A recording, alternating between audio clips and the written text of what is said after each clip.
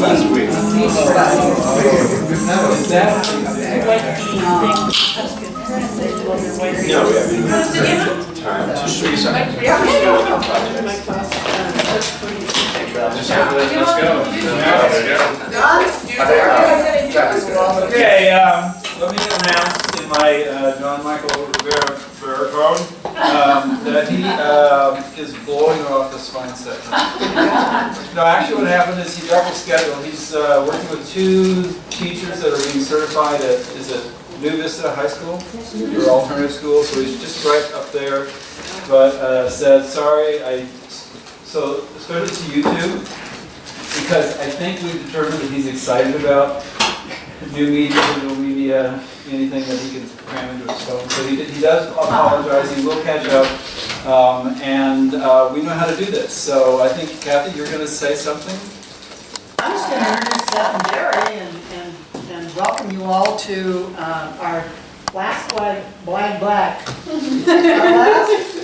day of the semester.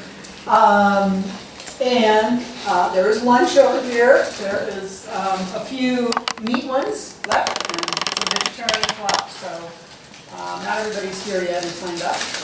But anyway, I'm not going to talk anymore. So grab another lunch now before they come. Yeah. Good idea. Take it away.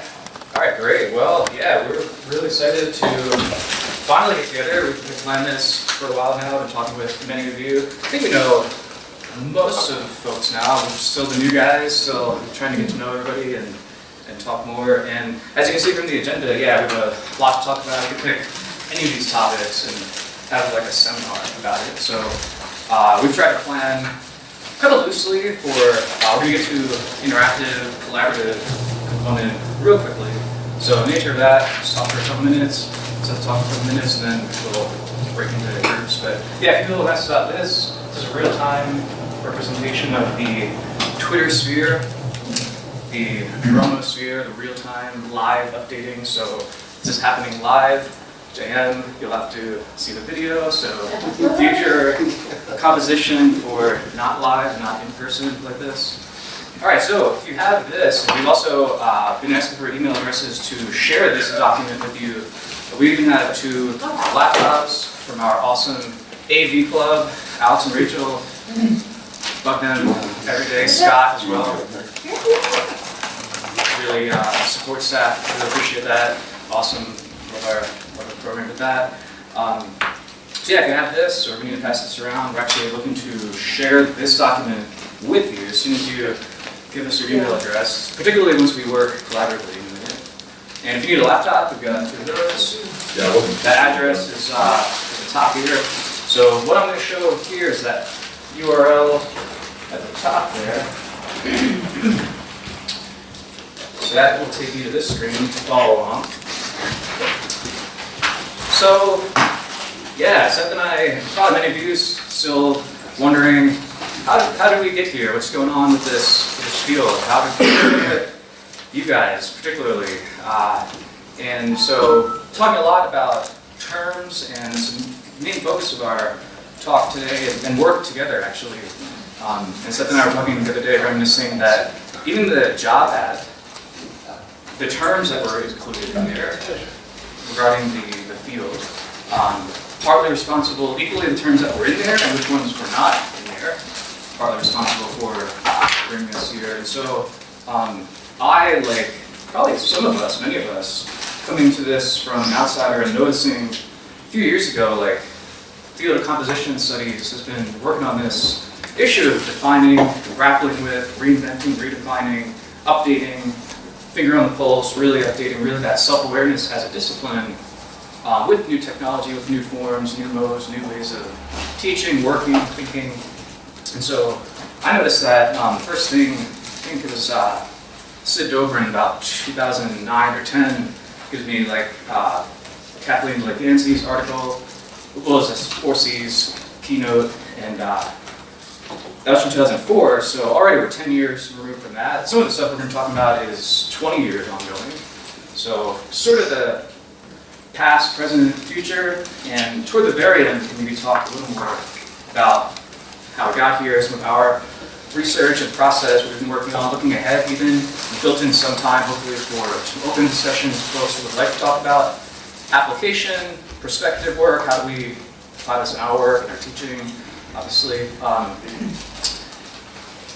Seth and I began researching, really focused back in the fall, mainly in conversation with a lot of folks about what was happening here and nationwide. We have been accepted to present. This is a sort of a very small piece of a bigger session we're going to have at Computers and Writing that we're going to conduct in June. So we've been researching a lot, been talking with a lot of folks, experimenting quite a bit, as I've been doing in my teaching and research, and especially hearing from a lot of folks with joining the field.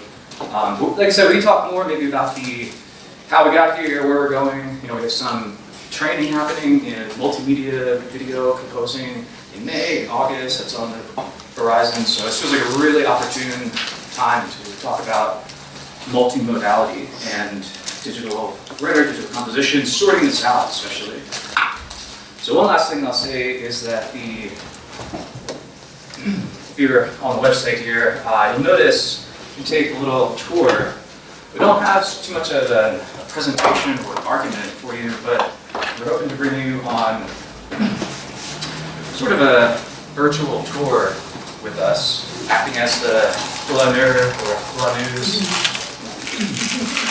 And what occasioned this is, so Seth and I, curiously enough, teach in engineering building. So the one time we see each other is in the morning, teach a writing class in an engineering building, right? And almost every day, when I walk to the engineering building and see these campus tours, they stop at Flabbit, is right there, right?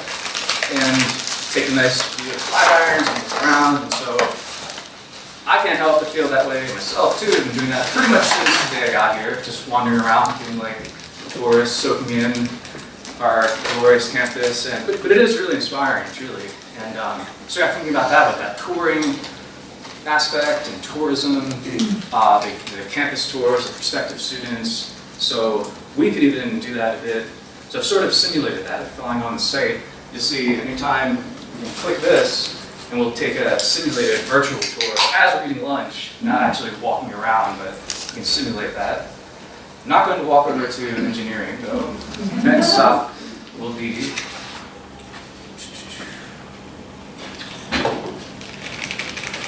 environmental design, obviously. And this is probably where I should hand off to Seth to talk more about our key terms. Some of you were asking about the links for what we were just looking at. And I love that visualization of data in real time, getting us thinking about the pace of real time, that our composing in real time for the future, getting writing, composing, getting our thinking up to speed with our technology, getting our institution up to speed with technology and media. So on that note, I think just in the interest of time, I will cut it off there. And our next stop from environmental design, walk just a short ways over to Northern. Okay, so I think the first caveat is that we're going to make distinctions here that are arbitrary.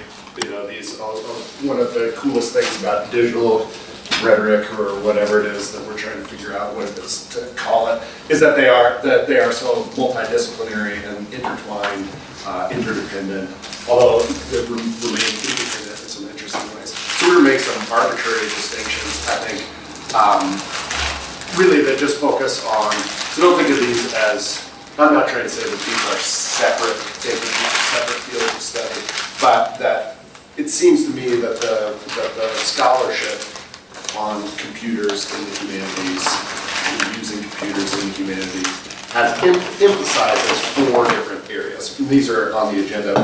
I think the first area that I see is digital humanities, which I'm defining as humanistic research that uses computers as a tool. So in other words, this is the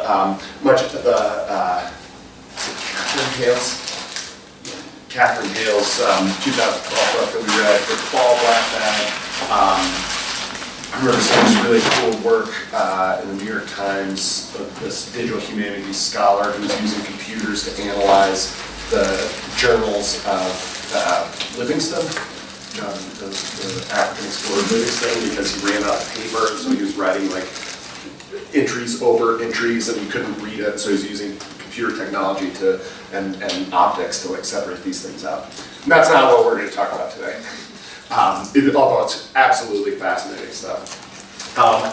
Then with like digital pedagogy and digital composition, and that's also not really what we're going to talk about today. This is what the Digital Composition Committee is really working on. This is the how of teaching computers and writing, for lack of a better term, or whatever it is that we're doing, digital rhetoric and things. So how, in other words, how do you use computers to deliver pedagogy? So this could be using learning management systems to deliver classical rhetorical education, to deliver Aristotelian analysis using using videos and things like that. So what we are going to talk about today is digital composition, information literacy, digital literacies, multi-literacies, multimodality.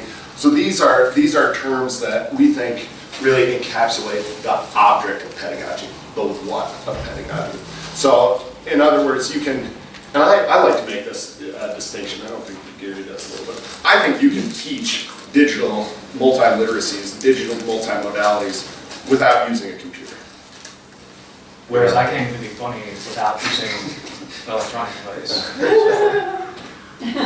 But not just, I wouldn't suggest that, but it's just to differentiate the how and the what. So this is really communication in this dromosphere, communication in this contemporary context of, and I'll let Gary define dromosphere. I see people laughing. I like some of these words.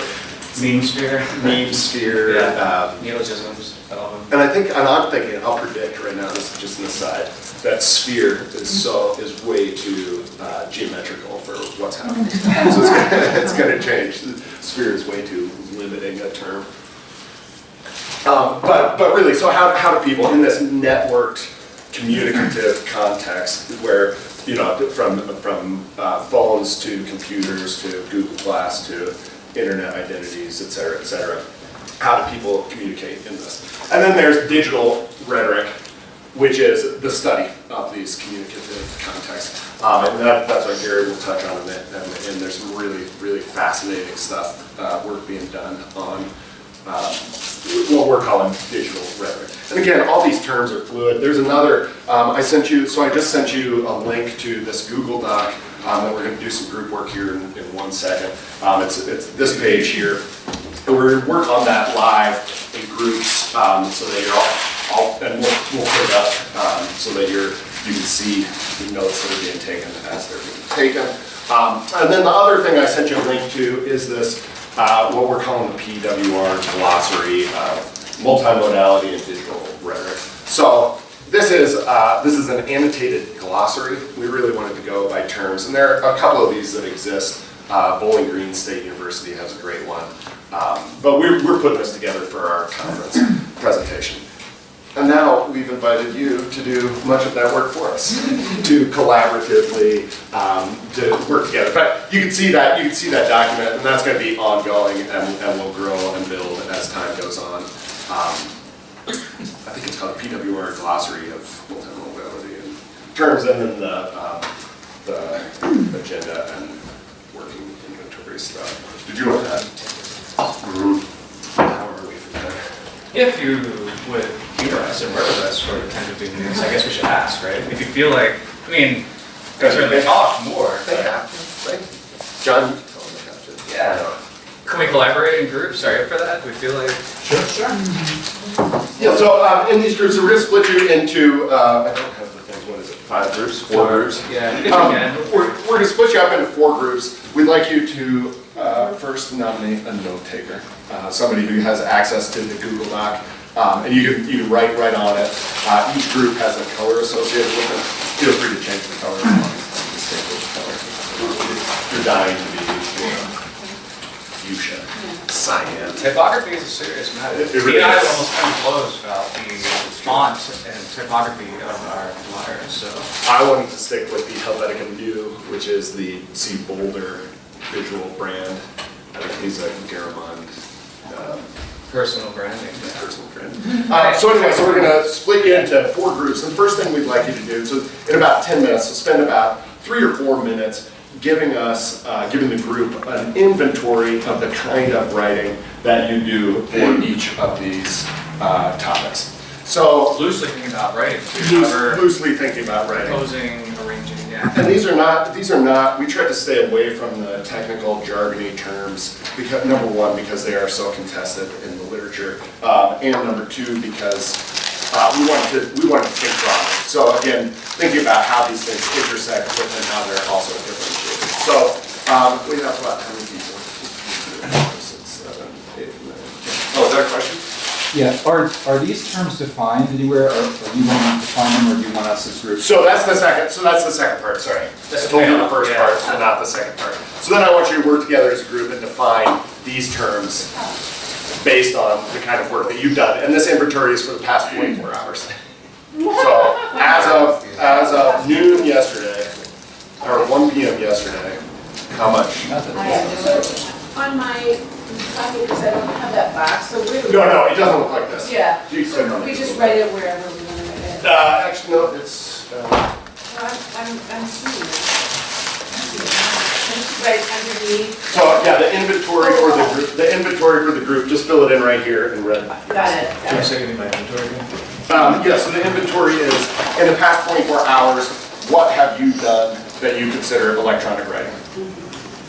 In the past 24 hours, what have you done that you consider digital research? Now, digital research, this is thinking really, really broadly. So maybe you were on the CU library, maybe you did a prospector search for an article that the library doesn't have. Or maybe you asked Siri how much powder fell at A Basin.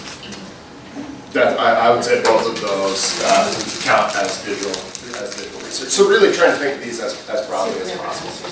Yeah, loosely, like this last one, Maybe you it's know. from Google, yes. Even if I didn't, watch a show, but added it to my Netflix queue, that's an act of inscribing something in the database. I didn't read a book, but added to my queue, my Amazon wish list. I had to put input into the database. Right. Yeah, and so what do you take off the database, what do you put into it? Network communication is the same way. Is that Facebook? Is that, you said a tweet, that certainly counts. Email to class, email update to your class. website, yeah. Work on a Google Doc, those kinds of things in the past 24 hours.